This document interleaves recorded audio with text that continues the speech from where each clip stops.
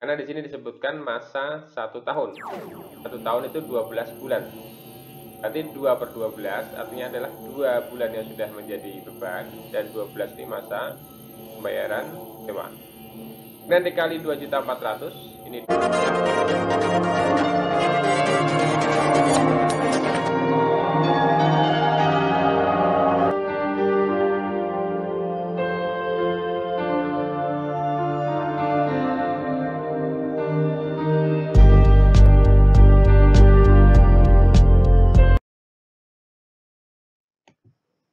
Sobat milenial, selamat berjumpa lagi di rumah milenial akuntansi. Dan pada kesempatan ini kita akan membahas materi tentang jurnal penyesuaian beban dibayar di muka dengan menggunakan pendekatan neraca atau aset. Di sini ada neraca saldo akhir periode suatu perusahaan disertai dengan informasi penyesuaian.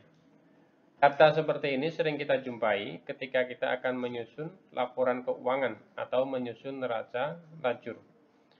Sebagai contoh, di sini ada neraca saldo per 31 Desember 2021 dari toko Payat. Di sini ada kode akun, kemudian nama akun, kemudian ada debit, ada kredit.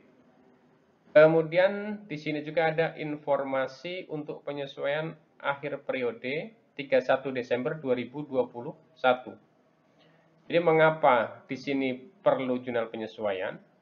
Karena memang jumlah saldo akun yang ada dalam neraca saldo ini belum tentu menunjukkan jumlah atau saldo yang sebenarnya. Sehingga perlulah dibuat jurnal penyesuaian sesuai dengan informasi yang tersedia di sini. Kita akan bahas satu persatu untuk penyesuaian ini. Namun sebelum kita membuat jurnal penyesuaian, yang perlu kita pahami yang pertama adalah kita cermati terlebih dahulu data yang ada dalam neraca saldo ini. Ini berkaitan dengan metode pencatatan yang digunakan oleh perusahaan. Seperti contohnya untuk perusahaan dagang. Apakah metode yang digunakan untuk mencatat persediaan? Apakah itu metode perpetual atau metode periodikal? Kemudian ketika ada beban dibayar di muka, pendekatan apa yang digunakan untuk melakukan pencatatan? Apakah pendekatan neraca atau pendekatan laba rugi? Ketika ada pendapatan diterima di muka, pendekatan apa yang digunakan untuk melakukan pencatatan? Apakah pendekatan neraca atau pendekatan laba rugi? Selanjutnya, baru kita pahami baik-baik informasi penyesuaian yang ada di sini. Karena ketika kita salah dalam membuat jurnal penyesuaian, sudah tentu nanti akan salah juga dalam menyusun laporan keuangan. Karena jurnal penyesuaian pasti akan mempengaruhi laporan keuangan. Kita akan bahas satu persatu untuk penyesuaian ini. Dan pada kesempatan ini, kita akan membahas tentang jurnal penyesuaian beban dibayar di muka dengan menggunakan pendekatan neraca atau aset.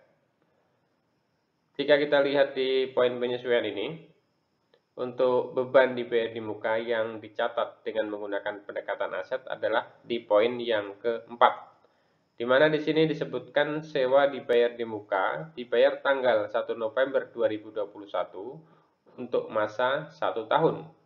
Sewa dibebankan ke bagian toko 75% dan sisanya ke bagian kantor. Jadi untuk mengetahui apakah beban dibayar di muka itu dicatat dengan menggunakan pendekatan neraca atau aset atau pendekatan yang lain, maka dapat kita lihat di sini. Jika yang memiliki saldo di sini adalah yang ada kata-kata dibayar di muka, artinya itu pendekatan yang digunakan adalah pendekatan neraca atau aset. Karena akun titik-titik dibayar di muka ini masuk dalam kategori neraca atau aset. Tapi jika yang memiliki saldo adalah akun beban, ini contohnya beban asuransi, artinya pendekatan yang digunakan adalah pendekatan laba rugi atau pendekatan beban. Dan untuk penyesuaian saat ini kita fokus pada poin yang keempat ini.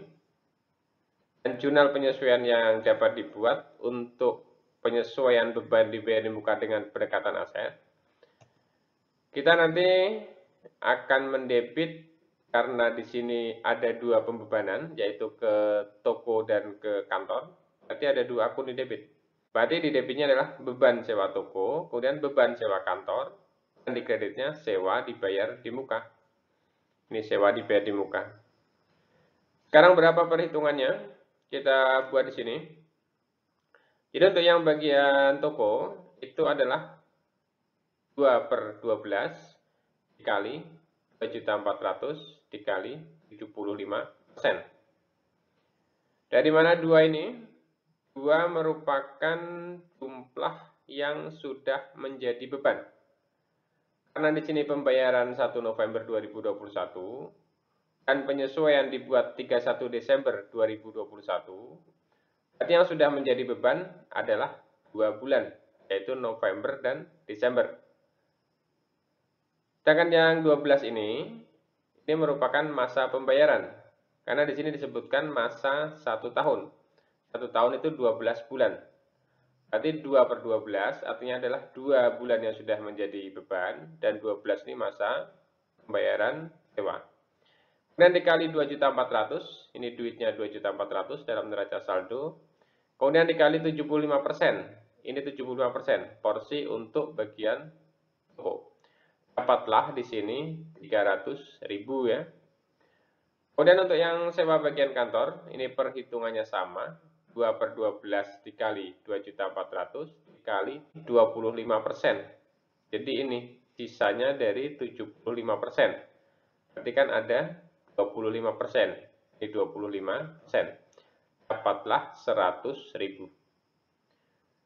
Dan ini dapat kita masukkan ke dalam jurnal sini. Berarti untuk beban sewa toko 300.000, beban sewa kantor 100.000, dan sewa dibayar di muka di kredit 400.000.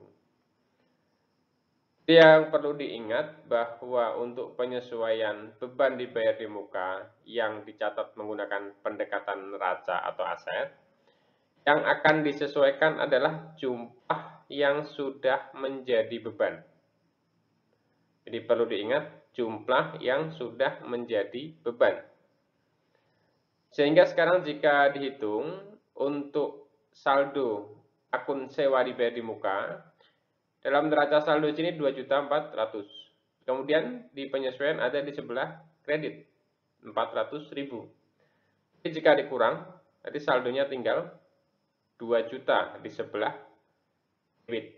Jadi itulah nanti yang akan muncul dalam neraca saldo setelah penyesuaian. Jadi inilah cara membuat jurnal penyesuaian untuk beban dibayar di muka yang dicatat dengan menggunakan pendekatan neraca atau aset.